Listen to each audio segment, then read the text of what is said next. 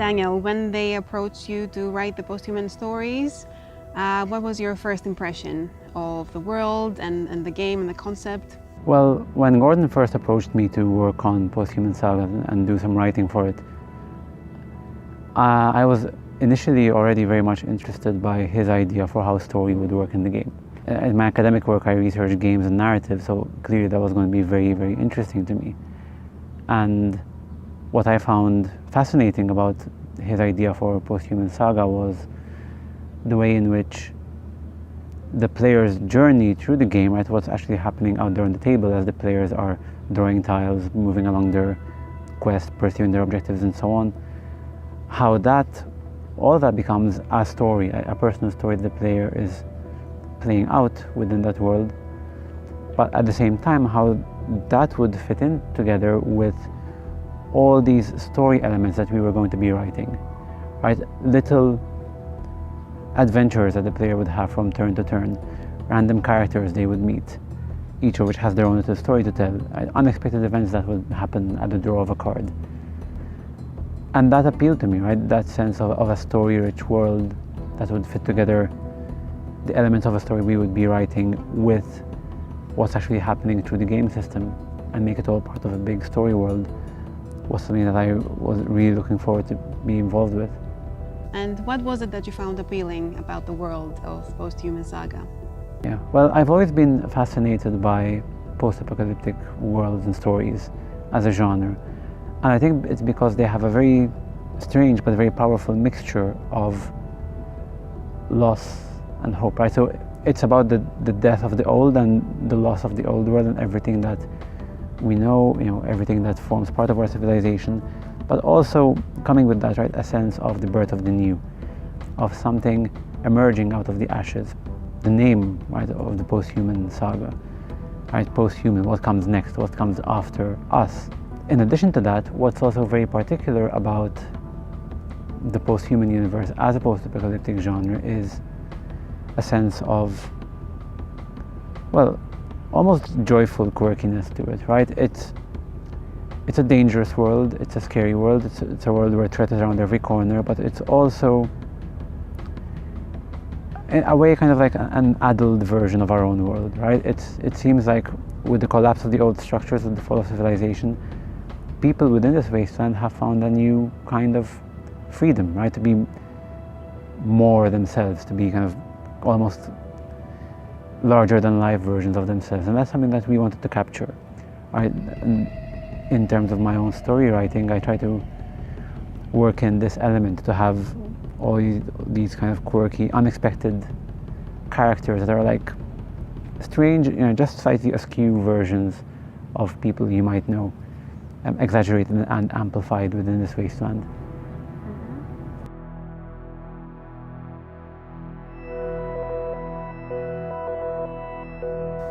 So I'm curious about the title, Posthuman.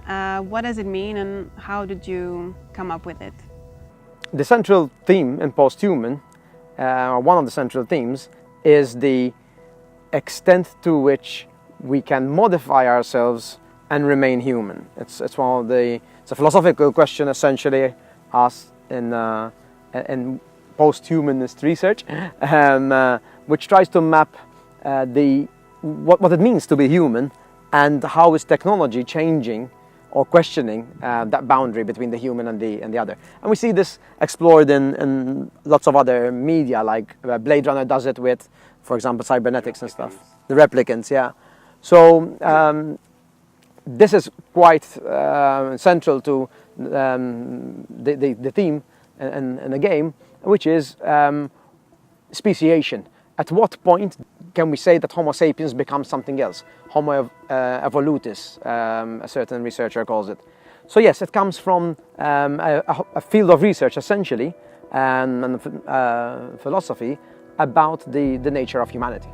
So if I wake up in the posthuman world, what would I see around me?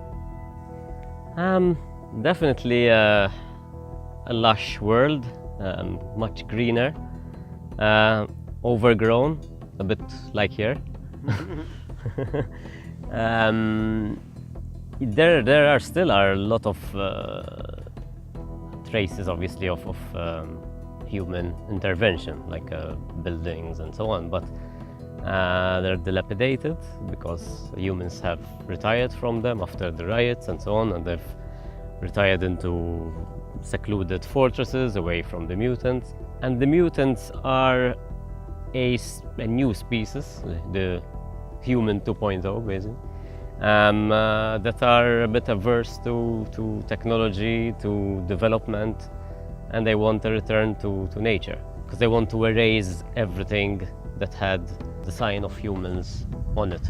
You can still meet bands of humans, some of them friends, some of them not, because they're trying to make a living in an adverse situation, in a wild area. Others are trying to form colonies, to form bands, to band together and help each other out. Mutants as well, generally, it's still a very grey area. They're the enemy, and the first inclination is to, if you see one, is to attack them or to run away from them.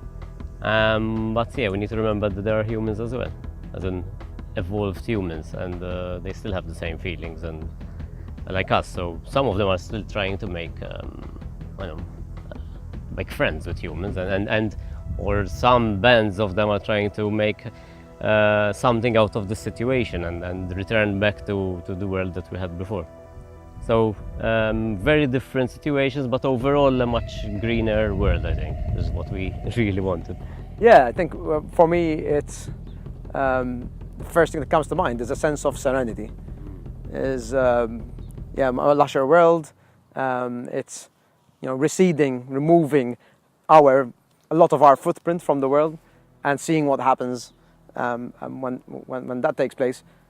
And yeah, okay, you might tell me, well, if there's this angry, muscle-bound thing that hates you, running after you, is that serenity? But that's not all there is to the world. Of course, in the game, that had to be brought out through the mechanics and the adversity of combat. And there is, of course, some conflict, but overall, there is more serenity in the world. I'm not saying more serenity for us, I'm saying more serenity in the world. So it's not from our perspective, maybe for the humans of us that see mutants as the other, there is some adversity, but overall, there is a return to rebirth. Yeah, and these things come a lot. I mean, the game itself, the combat system is obviously fighting. Okay, so you're always fighting humans, but through the narratives, you get to see a different view of the world. So you get a view of the world where the mutants are trying to make friends with you, or where they actually fancy you and they're trying to do something, or they're trying to sell you something, and it's a much more social kind of world than just, oh, look, a mutant, let me kill him. I find the mutants very interesting as a choice of the bad guys. How come you chose mutants? This is a bit difficult for us to answer, I think, as Mark maybe had a bit of hard time in the previous question, because there are certain things that we cannot reveal yet, because we're developing and communicating what's going on in the world from the perspective of the human survivor that you start playing in the first Posthuman. And those survivors, or at least the ones you're dealing with, don't have full knowledge of what's going on. They have very partial knowledge of what's going on around them. And the other side, they call them the mutants. The names of all the mutants in the game are what people that are scared of mutants called mutants. So Hammerhand because he has a big hand, or whatever. Pinhead because they have a small head. But those are just sort of from the perspective of humankind. As Mark said, the stories, the narratives in Posthuman Saga will start giving you a bit of a better insight into the mutant society slightly. And the expansion, the first expansion for Posthuman Saga, you get a bit of a glimpse from the outside of what's going on within the mutant world. For these guys, maybe they're not the mutants, or the ones that you're meeting are not maybe the main forces that are actually that we're actually developing. Let's put it that way. You're still meeting people on the fringe of society. So we can't really answer that question fully, but we can say that we're interested in perceptions of the other. And I think the idea of of using mutants as well was that we wanted to see we wanted to see it as an evolution of humans. So mutations in a way are humans evolving, changing into something else. And that's what we wanted. That's why I think mainly was that we chose mutants rather than any other form of. I think that my big concerns here was how do we see the other? What do we consider as that which is not us?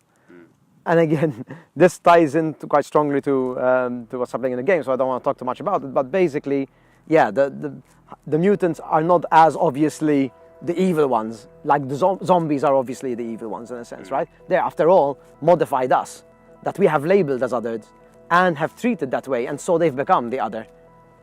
Are there, has this been inspired by what had been going on in the world and now has transpired more? Yes. Mutants are a bit of a metaphor for, for certain parts of certain societies and certain parts of cultures that are other than that way as well. And yeah, I think we can, we'll have to stop at that because we don't want to reveal too much, right? No. And then we'll put you there, sure. Because I'm super far away. Yeah. But you it could shows be here. that we're looking at something far away. You could be here. We You have could be this sunglasses, flower. it doesn't show what we're looking at. No, I couldn't be there. Why? Yeah. Because you can see from here, I'm not there. We have to clap now, we should clap, remember. Ah, remember to clap, yeah. Clap. Remember to clap.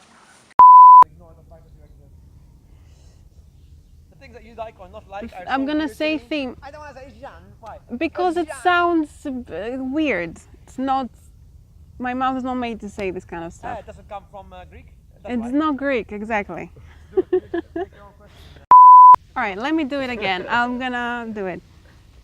So the post.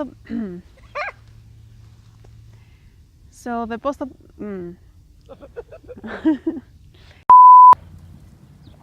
You wrote it. You're the worst interviewer ever. Should I do the clapping bit again?